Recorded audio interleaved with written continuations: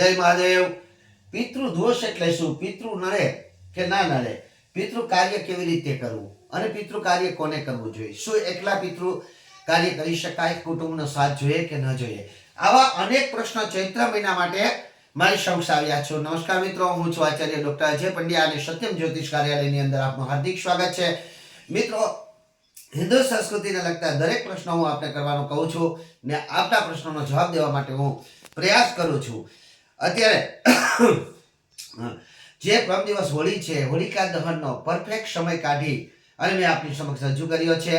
અને તે સમય જે છે તે 6:49 થી લઈ અને 8:01 સુધીનો છે. એમાં શુભ મુહૂર્ત છે, વિજય મુહૂર્ત છે. આર્થિક હોલિકા દહન આ સમયની વિશે જ કરશો. પરંતુ અહીં પિતૃદોષને લગતા જે પ્રશ્નો આવ્યા, તો આ માટે મેં ઘણા બધા વિડીયો પિતૃને લગતા બનાવ્યા છે. પરંતુ જે લોકોએ મારા એ વિડીયો નથી જોયા એના માટે આ વિડીયો છે.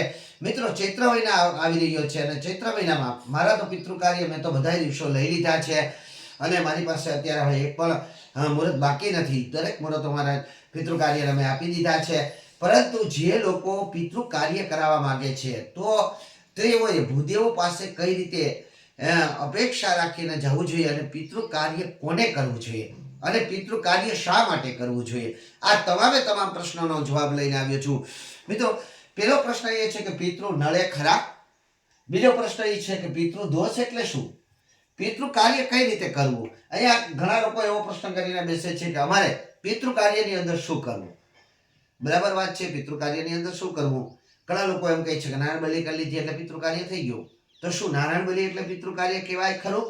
તો હું તમને પૂર્વજ એટલે શું, પિતૃ દોષ એટલે શું અને એની અંદર કયા કાર્ય કરવાથી આપ એ દોષમાંથી મુક્ત થઈ શકો છો. તો મિત્રો, જે પિતૃઓ માટે જે કાર્યો કરવામાં આવે છે એ કાર્યોની અંદર ચૈત્ર મહિનો અથવા તો ભાદ્રપદ માસ અને કાર્તક માસની અંદર આ કાર્યો કરવામાં આવે છે.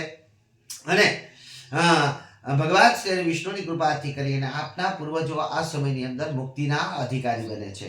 તો ચૈત્ર માસ જે આવી રહ્યો છે એમાં પ્રથમ 9 દિવસ તો માં નવદુર્ગાની આરાધનાના દિવસો છે અને મારી પણ દેવી ભાગવત આ 9 દિવસ સમય દરમિયાન થઈ રહી છે. અને ત્યાર પછીના જે બીજા દિવસો જે છે પિતૃ કાર્ય અથવા તો પ્રાણ પ્રતિષ્ઠા માટેના છે, તેમાં મારી પાસે 2 પ્રતિષ્ઠા અને બાકી બધા પિતૃ કાર્ય માટે મેં તારીખો આપી દીધી છે. હવે મારી પાસે એક પણ તારીખ નથી, પરંતુ હજી પણ ઘણા લોકોને મારી પાસે પિતૃ કાર્ય કરાવવું હતું, પરંતુ આપ આપના ભૂદેવ પાસે કરાવી શકો છો. જે લોકોના પ્રશ્ન છે એ વ્યક્તિનું અત્યારે કહું છું કે એને શું કરવું જોઈએ. એક ભાઈનો એવો પ્રશ્ન છે કે અમે પિતૃ કાર્ય ઘણા કરી લીધા પણ અમારું પૂગ્યું નથી.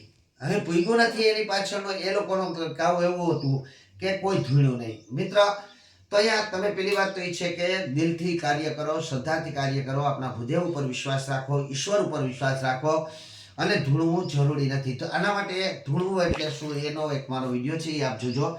બીજી વાત એ છે કે અહીંયા સ્વદેશીનો જામનગરથી પ્રશ્ન છે કે એના 2 ભાઈઓ એની સાથ આપતા નથી, શું અમે 2 ભાઈઓ કરી શકીએ? હા, 2 ભાઈઓને આપ એકલા પિતૃ કાર્ય કરી શકો.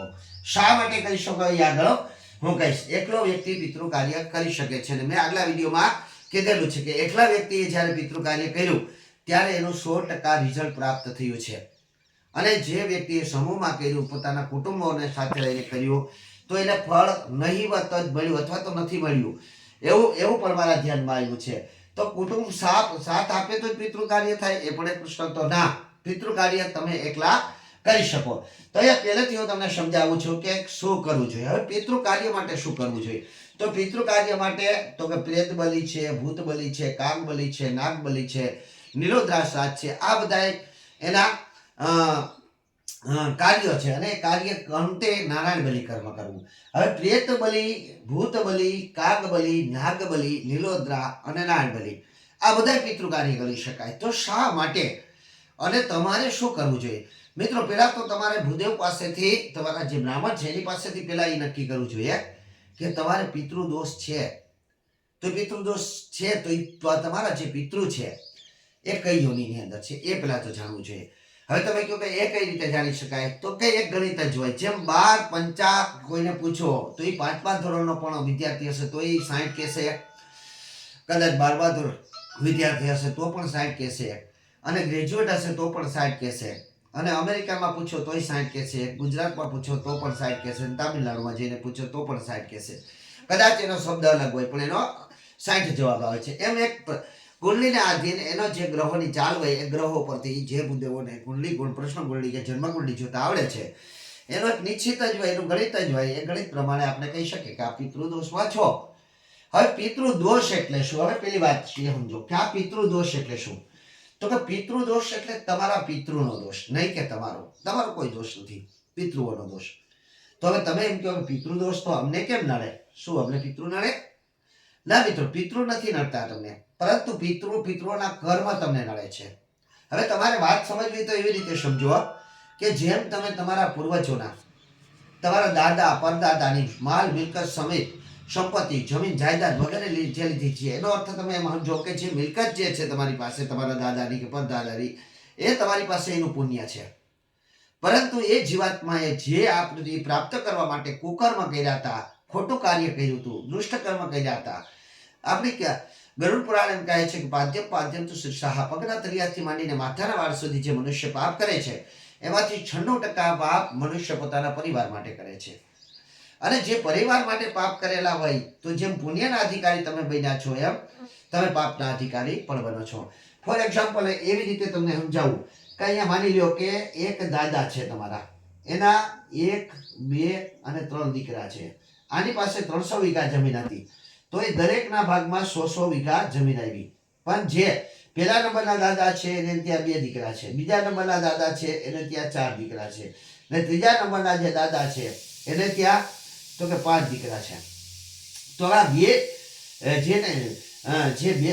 પહેલા નંબરમાં જે છે એની પાસે 2 દીકરા હતા, તો એની પાસે 50 વીઘા ભાગમાં આવી, આની પાસે 25 વીઘા ભાગમાં આવી, અને આની પાસે 20 વીઘા ભાગમાં આવી. આપણે જમીન ઉપરથી જોઈએ કે આ 100 વીઘાનો ભાગ જો પાડે તો અત્યારે એક દાદાનો જે પોતો થાય છે, દીકરાનો દીકરો, એક દીકરાનો દીકરો છે તો એની પાસે 20 વીઘા છે, તો એક દીકરાનો દીકરો છે તો એની પાસે 50 વીઘા છે.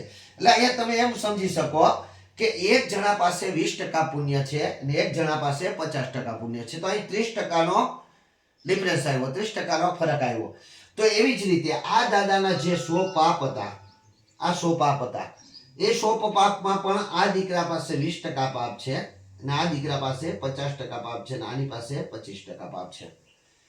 તો જેના પોતાના પાપ છે એનું તે પ્રાયશ્ચિત કરી લઈ, આ 20% વાળો પ્રાયશ્ચિત કરી લઈ તો એ નીલ થઈ જાય. આ બે ભાઈઓ નામ લઈ.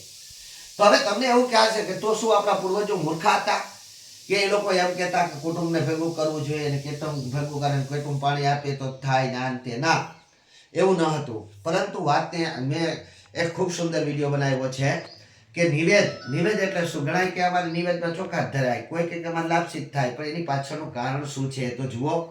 પેલા સમજો કે ત્યારના સમયની અંદર આપણી પાસે એવી કોઈ વ્યવસ્થા જ ન હતી, આપણી પાસે એવી કોઈ સગવડ નથી, આપણી પાસે એવડો પૈસો ન હતો, જેથી કરીને સર્વ લોકો ભેગા થઈને કર્મ કરે તો કોઈની પર ભાર ન આવે. જે તે સમયે ગામ વચારે એક દેવાલયની અંદર જે વસ્તુ આવી પૂજાપાઠ યજ્ઞ આદિની અંદર બાજોટથી માંડીને કળસાઓથી માંડીને જે વસ્તુ જોતી એ વસ્તુ એક દેવાલયમાં મૂકી દેવામાં આવતી અને ખાસ કરીને શિવાલયમાં મૂકવામાં આવતી ગામ વચારે, અને ગામના લોકો ત્યાં ઉપયોગ કરી શકે.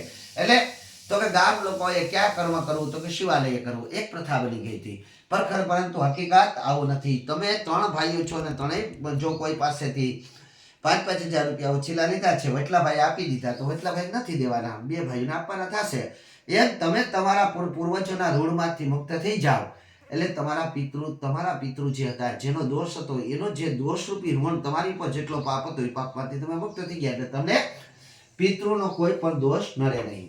પહેલો પોઈન્ટ. બીજું, પિતૃ કાર્ય આપણે કેવી રીતે કરવું છે? તો પિતૃ કાર્ય મેં તમને સમજાવ્યા એ રીતે કે પ્રેત બલિ, કાગ બલિ, નાગ બલિ, નીલોદ્રા શ્રાદ્ધ અથવા એટલે છેલ્લે નારાયણ બલિ. હવે ઘણા લોકો એવું કહે છે કે ભૂદેવે કીધું કે નારાયણ બલિ કરી લીધી એટલે પિતૃ કાર્ય થઈ ગયું. મિત્રો, ભૂદેવો તમને 100% સમજાવવાનો પ્રયત્ન કરતા હોય. અહીંયા ભૂદેવોનો દોષ તમે ખોટી રીતે આપો છો.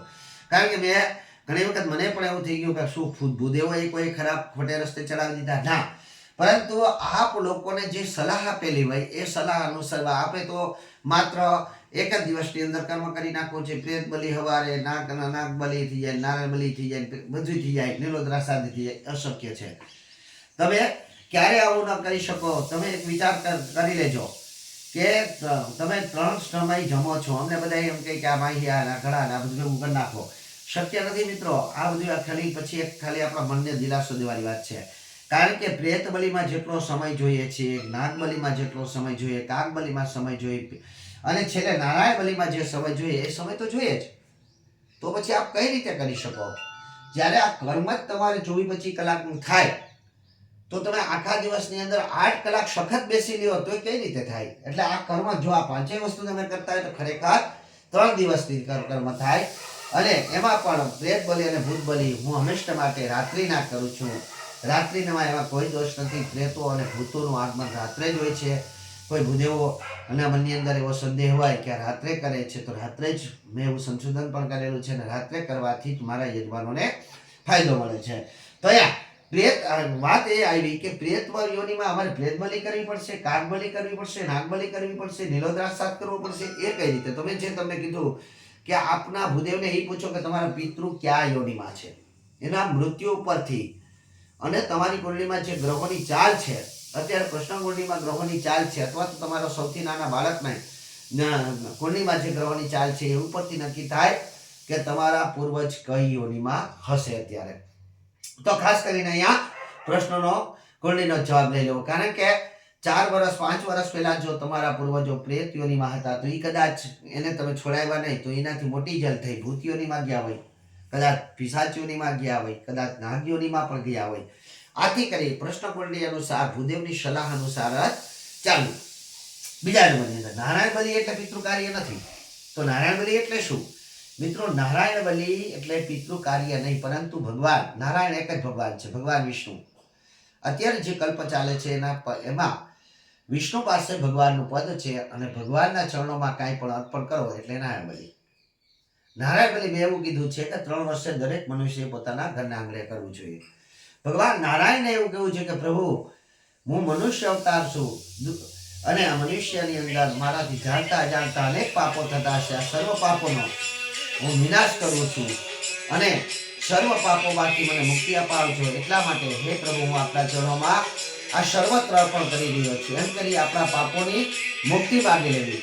અને એવી જ રીતે જ્યાં પ્રેતો છૂટા થયા, એવી જ રીતે જ્યાં ભૂતો છૂટા થયા, જેવી રીતે ત્યાં નાગો છૂટા થયા, કે જેવી જ રીતે જે પિશાચો છૂટા થયા, એ તમામે તમામ ને તમે નારાયણના ચરણોમાં અર્પણ કરી અને કહેવાનું. બાકી અહીંયા જો તમે માની લો કે પ્રેત બલિ કરી તો પ્રેત બલિ કરી તો પ્રેતો આવશે તો ક્યાં મૂકશો? ભૂત બલિ કરી ભૂતો આવશે ક્યાં મૂકશો? કાગ બલિ કરી પિશાચો આવશે ક્યાં મૂકશો? તો આ બધા જે આવશે એને નારાયણના ચરણોમાં અર્પણ કરી દેવાય એટલે નારાયણ બલિ. અને ત્યાર પછી નીલોદ્રાસ સાતની જે વાત કરવામાં આવી છે એ નીલોદ્રાસ સાત તમારા કુટુંબની અંદર કોઈ પણ કુંવારનું મૃત્યુ થયું હોય તો જેને તમે લઈને પૈણાવા વાંચો અને વાંચીના લગ્ન કરો એને નીલ પૈણાવા કહેવાય. અને નીલ પૈણાવો એટલે એ જ વાતમાં લગ્ન ઉત્સુક વ્યક્તિ પાછળ લીલ પૈણાવાના હોય. યુવાન વ્યક્તિ પાસે લીલ પૈણાવા એવું જરૂરી નથી, પરંતુ જેના હૃદયની અંદર લગ્નની ઈચ્છા જાગૃત થઈ ગઈ હોય તેવા લોકો માટે લીલ પૈણાવા જોઈએ. તો અવશ્ય આપે આપના ભૂદેવની સલાહ લેવી. પિતૃ દોષ એટલે આપણા પૂર્વજોનો દોષ. પૂર્વજ એટલે આપની પેલા પૃથ્વી મૂકી દીધી છે, બધા તમારા પૂર્વજ. એમાં તમારી બેન પણ હોઈ શકે, મમ્મી પણ હોઈ શકે, પપ્પા પણ હોઈ શકે, દાદા દાદી કે 7મી 8મી કે 71 પેઢી સુધીના કોઈ પણ પૂર્વજો હોઈ શકે. અને પછીનો વિડીયો સતિયાય એટલે શું, સુરાપુરા એટલે શું, અને શું પિતૃમાં છે તે સુરાપુરા કે સતિયાય થઈ શકે?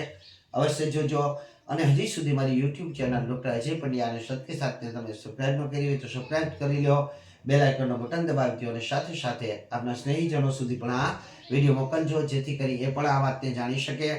જય મહાદેવ, જય શ્રી કૃષ્ણ, જય પિતૃનારાયણ.